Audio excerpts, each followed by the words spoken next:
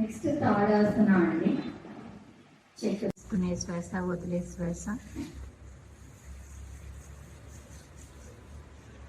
మనం తీసుకున్నప్పుడు చల్లగాలి మన బాడీలోకి వెళ్తుంది.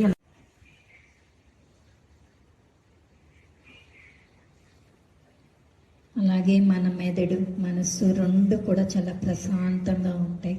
మీకు తెలుస్తుందండి,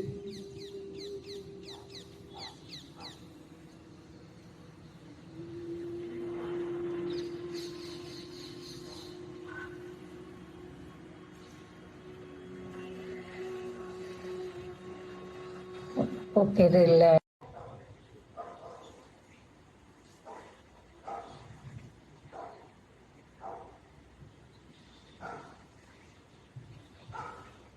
ఇప్పుడు పూర్ణ వృష్ట్ర అండి.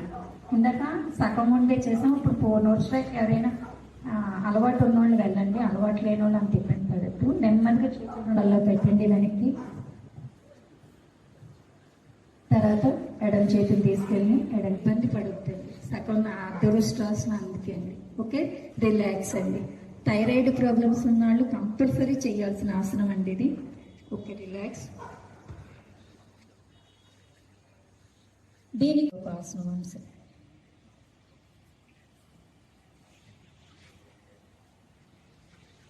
ఈ బ్రిడ్జ్ పోజ్ చేసేటప్పుడు మీరు దానికి మీ ఛాతీ తగులుతుంది, అప్పుడు ఇంకా బాగా పర్ఫెక్ట్గా వచ్చినట్టండి. Okay, relax. నెమ్మదిగా శ్వాస. దానికి చిన్న చిక్కు ఉంటుంది, మరి 45 to 30. ఓకే.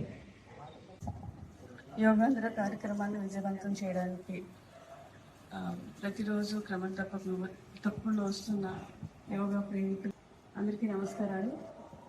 యోగా అనేది ఎంత ముఖ్యం అందరికీ తెలుసు, దాని గురించి నేను ప్రత్యేకంగా చెప్పక్కర్లేదు.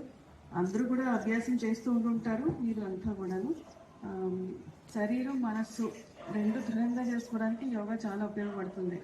మనలో చాలామందికి దృఢమైన మనస్సు ఉండొచ్చు, ఒక బలహీనమైన శరీరం ఉండొచ్చు.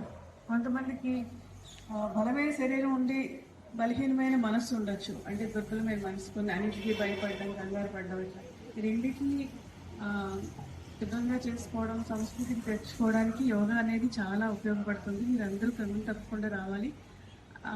ఇంకొక విషయం ఏంటంటే, మీ యొక్క జీవిత భాగస్వాముల్ని కూడా ఎంకరేజ్ చేసి తీసుకురండి. మహిళలకు, ముఖ్యంగా మహిళలకి స్ఫూర్తి ఇవ్వడానికి నేను ప్రత్యేకంగా ప్రతిరోజు రావడం జరుగుతుంది.